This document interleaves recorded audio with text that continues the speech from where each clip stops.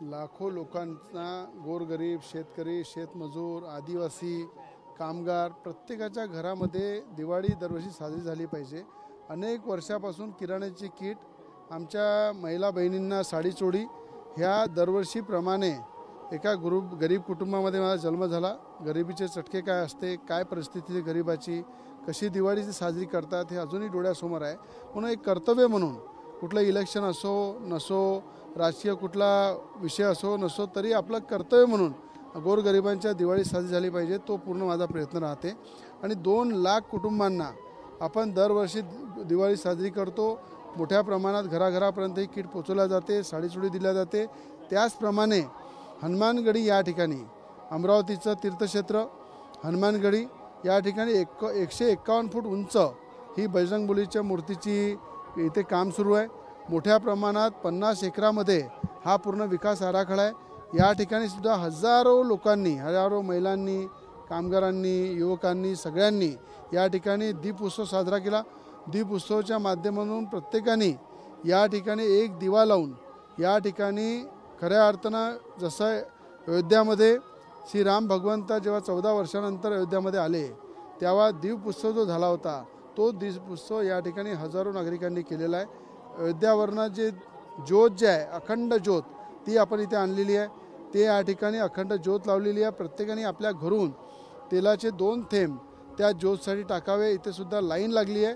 हजारो या ठिकाणी भावी भक्त त्या ठिकाणी तेलाचे 2 बूंद टाकत आहे जेणेकरून अखंड ज्योतमध्ये अयोध्याहून आलेली ज्योतमध्ये ही अखंड जळत राहिली पाहिजे।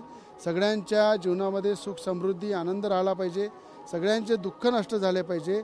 त्याच ठिकाणी बजरंगबलीच्या संकटमोचन असल्यामुळं सगळ्यांचे संकट दूर झाले पाहिजे हेच या ठिकाणी हनुमानगडी नरेशला आमची प्रार्थना आहे। भाऊ या राज्यातलं मोठं पर्यटन सुरू होणार आहे कधीपर्यंत पूर्ण होईल आणि या ठिकाणी काय काय सुविधा उपलब्ध राहणार आहे? या ठिकाणी राज्याचे या ठिकाणी 50 एकरामध्ये भक्तनिवास आहे हनुमान गॅलरी आहे। सेम अयोध्याच्या धर्तीवर जसं राम मंदिर आहे ते मंदिरसुद्धा या ठिकाणी करणार आहे आपण। 500 लोकांची भक्तांची राहण्याची व्यवस्था आणि हजारो लोक म्हणजे 10,000पेक्षा जास्त लोक इथे जेवतील अशा प्रकारची भोजन व्यवस्था आहे। शेगावच्या धर्तीवरचं जसं धार्मिक स्थळ आहे त्याचप्रमाणे आपण हनुमानगडीसुद्धा सुंदर करत आहे। आणि मुख्यमंत्र्यांनी राज्याचे मुख्यमंत्री देवेंद्र फडणवीस साहेबांनी याचं भूमिपूजन केलं होतं आणि लोकार्पणला देशाचे गृहमंत्री आदरणीय अमित शहाजी यांना आम्ही बोलवणार आहे। त्यांना पूर्ण याचा पूर्ण प्रोग्राम दाखवून त्यांना पूर्ण याचा अल्बम दाखवला याचं प्लॅनिंग दाखवलं। अमित शहा साहेबांना पूर्ण मी समजून सांगितलं आणि त्यांच्यानंतर हे काम सुरू केलं। आणि ते सुद्धा इथे बजरंगबलीच्या या ठिकाणी लोकार्पणाच्या वेळेस या ठिकाणी स्वतः अमित शहाजी येतील मुख्यमंत्र्यांच्या उपस्थितीमध्ये देशाचे गृहमंत्री याचं लोकार्पण करतील त्या दिशेने याचं काम सुरू आहे। भाऊ अजित पवार यांनी या निवडणुकीच्या दरम्यान गुलाबी जॅकेट घातलं होतं आणि त्यांना ते लकी ठरलं त्यानंतर ते उपमुख्यमंत्री झाले। तुम्ही पण गुलाबी जॅकेट घालत आहे काय नेमका संदेश आहे? मी अनेक जॅकेट शिवून ठेवले होते। मला असा विश्वास होता की मी मंत्री बनणार आहे पण ते जॅकेट पडले असल्यामुळं मला असं वाटते दिवाळी दसऱ्याला घासले पाहिजे म्हणून मी आज घालत आहे। त्याच्यामध्ये गुलाबी आहे निळे आहे हिरवे आहे लाल आहे सगळ्याच कलर त्याच्यामध्ये आहे म्हणून गुलाबी जॅकेटच घातलं म्हणून अजित पवारनी घातलं म्हणून मी घातलं असं नाही आहे। अजित पवार उपमुख्यमंत्री झाले अनेकदा मंत्री झाले त्यांनी जॅकेट त्यांना घालावंच लागते पण मी बनणार होतो म्हणून जॅकेट शिवले आणि तसेच पडले होते। राज ठाकरे आणि उद्धव ठाकरे जे आहेत ते आता एकत्र येत आहेत काय शुभेच्छा त्यांना?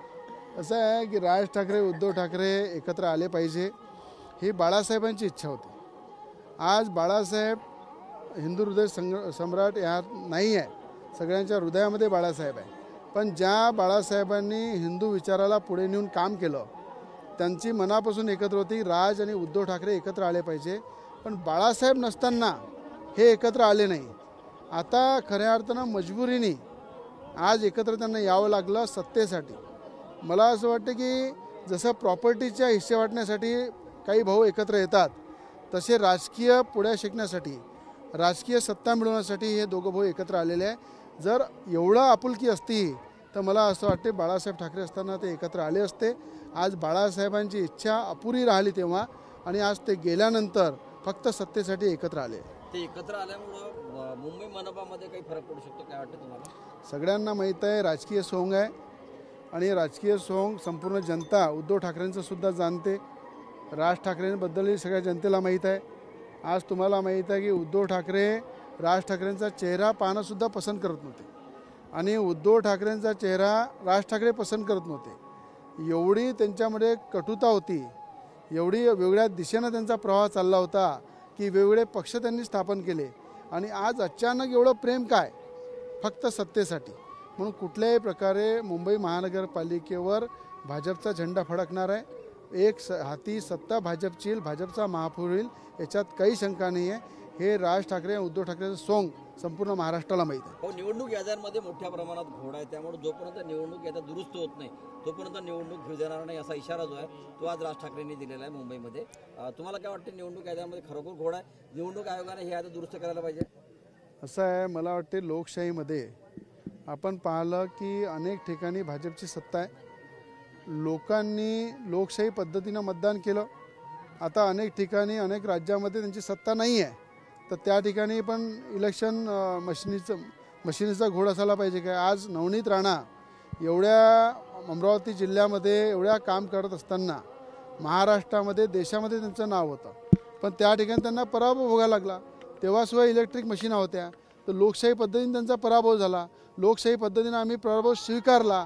तर मला असं वाटते अशा प्रकारचे आरोप करून कुठंतरी बिनबुडाचे आरोप आहे. आणि बिनबुडाचे आरोप राज ठाकरे असो, उद्धव ठाकरे असो की पूर्ण महाविकास आघाडी असो, मी पुन्हा सांगतो, आज म्हणजे पूर्ण या ठिकाणी शाश्वती सांगतो, बिहारमध्ये वन साईड भाजप येत आहे. बिहारमध्ये भाजपचा मुख्यमंत्री बनणार आहे. त्या अनेक ठिकाणी जे इलेक्शन होतील तिथेसुद्धा भाजप सत्ता येणार आहे. कारण लोकांनी ठरवलं आहे की 60 वर्षात काँग्रेस जे करू शकली नाही ते देशाचे पंतप्रधान मोदीजींनी करून दाखवलं. राज्यामध्ये देवेंद्र फडणवीस साहेबांनी करून दाखवलं. त्यामुळं यांनी अशा मेंढक्यासारख्या उड्या मारल्यापेक्षा सत्तेवर लक्ष दिलं पाहिजे, लोकांचा विश्वास जिंकला पाहिजे आणि त्याच्यावर काम केलं पाहिजे. मला असं वाटते की दरवर्षी ज्या पद्धतीने आम्ही जे किराण्याच्या पूर्ण मतदारसंघामध्ये गोरगरिबांना गेल्या 13-14 वर्ष झाले आहे आणि दरवर्षीप्रमाणे यावर्षीसुद्धा लाखो घरापर्यंत आमचे जे किराण्याचे किट आहे. आणि लोक म्हणतात तुम्हाला काय आनंद देते. काही लोक इलेक्शनचे पहिले टीके करायचे की बाई इलेक्शन आहे म्हणून, पण दरवर्षी जेव्हा गोरगरिबांच्या चेहऱ्यावर आम्ही जे स्माईल पाहतो तर मला वाटतं आमची खरी दिवाळी तिथूनच सुरू होते. आणि आज जर आपण पाहिलं की हनुमान गडी जे आज 111 फुटाची उभी झाले आहे आमचे संकटमोचन, तेव्हा बरेचसे लोक म्हणायचे आणि देवाच्या आशीर्वादशिवाय एवढी मोठी मूर्ती संकटमोचनची उभी राहणं हा शक्य नव्हता. आणि आमच्या अमरावतीमध्ये संतांची नगरी म्हणतो आम्ही, आणि त्याचप्रमाणे हनुमान गडी म्हणून आज हजारो दिये लावून दिवाळीची सुरुवात केली. आणि अखंड ज्योत जे इथे सुरू आहे आता येणारे किती तास, 2 दिवस 3 दिवस ते चालू राहणार आहे. कारण अमरावतीचे बरेचसे लोक आपल्या आपल्या घरातून तेल आणत आहे आणि त्या अखंड ज्योतमध्ये ते तेल टाकत आहे आपल्या आपल्या पद्धतीने. तर मला वाटते जेवढे लोक येईन, जेवढे तेल त्याच्यात टाकन, तेवढी वेळ ते अखंड ज्योत चालू राहील. आणि देवाला फक्त संकटमोचन आहे, देवाला साकडा घातलं आणि सगळ्यांच्या जीवनातले संकट दूर हो आणि दिवाळी चांगली हो आणि येणारा भविष्य सुद्धा खूप चांगला राहो. भाऊंनी आता गुलाबी जॅकेटचा जो आहे तो किस्सा सांगितला आहे. तुम्ही सुद्धा गुलाबी साडी घातली आहे, काय किस्सा आहे? दोघांचं कॉम्बिनेशन एकच आलेलं आहे. भाऊ म्हणाले की 8 ते 10 जॉकेट शिवून ठेवलेले होते मंत्रिपदासाठी, परंतु ते भेटले नाही असं देखील भाऊ म्हणाले. काय सांगणार? बोलते ना समुंदर को गम है, समुंदर नहीं बता सकता है, नहीं रो सकता है. वैसी परिस्थिति थी हमारी कि समुंदर इतना बड़ा है कि ना वो आँखों से बता सकता है ना वो बयान कर सकता है. तर त्याच पद्धतीचं भावना असेल त्यांची. आणि मी ते काम करणारी आहे. त्यांचं दुःख त्यांनी सांगून दिलं की खूप सारे जॅकेट शिवले होते आणि वेळोवेळी आता एक एक म्हणून काढत आहे की शपथ नाही घेऊ शकले. तर त्याच पद्धतीने त्यांची भावना असेल. आशावादी आहात तुम्ही? हे पहा, मी कधी निराश नाही होत. माझा पराभव झाला तरी माझ्या झेंडा तेवढीच मजबूतीने घेऊन मी पुढे चालली आहे. आणि मी आशा घेऊनच आहे, कारण जो लोकांसाठी झटते, जो लोकांसाठी काम करण्याची इच्छा ठेवते तो कधीच निराश होऊ शकत नाही. निराशावादीच निराशा ठेवू शकतात. आता आपण महाराष्ट्रामध्ये उदाहरण पाहतच आहे, खूप सारे उदाहरण आहे. निराशावादी सगळे एक होऊन बाहेर निघत आहे. ठाकरे बंधू एकत्र येत आहेत, इलेक्शनच्या तोंडावर एकत्र येत असल्याचं बोललं जातं. एक परिवार मी आपल्याला एवढंच सांगू शकते, एक परिवार म्हणून जे ठाकरे परिवार एकत्रित येत आहे, एक परिवार म्हणून महिला म्हणून खूप आनंद होतो की सगळे त्यांच्या कुटुंब एक होत आहे. पण इलेक्शनचे खूप अगोदर आले असते, बाळासाहेब ठाकरेजींचं निधन झाल्यानंतर जर एकत्रित आले असते तर विचारांसाठी ते एकत्रित आले आहेत ते म्हणू शकले असते. पण आज जे एकत्रित येत आहे, घर में कुछ नहीं रहा और अंधेरा हो गया तो अब निकले हैं उजाला करने, तो आत्ता जे उद्धव ठाकरेजींचा परिवार एकत्रित आला आहे तर ते महाराष्ट्राची जनतेचा पाहण्याचे जे दृश्य आहे तो सिंपती म्हणून नाही, खुशी म्हणून नाही, पण मजबुरीचं नाम म्हणजे ठाकरे परिवार हा पद्धतीने लोक पाहते की एवढे त्रस्त झाले, एवढे मजबूर झाले की विचारांसाठी एक येऊ शकले नाही, आले नाही. आणि आज फक्त सत्यासाठी एक होणं, हा एकत्रित होणं नाही म्हणत, हा मजबुरीचं नाम म्हणजे ठाकरे परिवार. सगळे विरोधी पक्ष एकत्र आलेले आहेत, त्यांनी निवडणूक आयोगावर ताशेरे ओढले. त्यांचं असं म्हणणं आहे की निवडणूक आयोगाच्या याद्यामध्ये मोठ्या प्रमाणात घोड आहे आणि जोपर्यंत निवडणूक याद्या दुरुस्त होत नाही निवडणूक होऊ देणार नाही असा इशारा जो आहे राज ठाकरे यांनी सभेतून दिलेला आहे. मला असं वाटते खूप सारे इशारे पहिलेही भेटलेले आहे. लोकसभा ते जिंकले तर लोकशाही जिवंत आहे, विधानसभेत ते पडले तो लोकशाहीची हत्या, संविधानाची हत्या. जेव्हा तुम्ही लोकसभा निवडून आले तेव्हा लोकशाही जिवंत होती आणि 4 महिन्यांनी लोकशाहीचं मरण कसं होऊ शकते. तर मला असं वाटतं हा सरी जोक आणि गंमत ऑपोजिशन पार्टी करत आहे.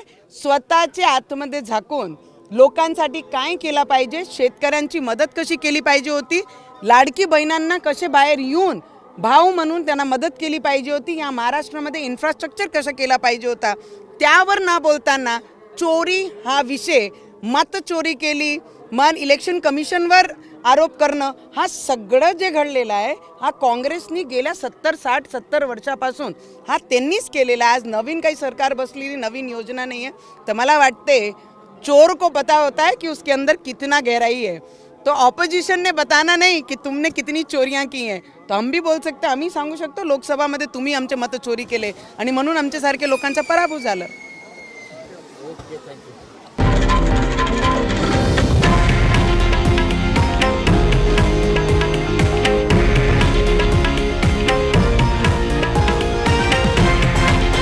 हे आहे देशातील नंबर 1 न्यूज नेटवर्क आणि आपण पाहत आहात TV9 मराठी, एकमेव.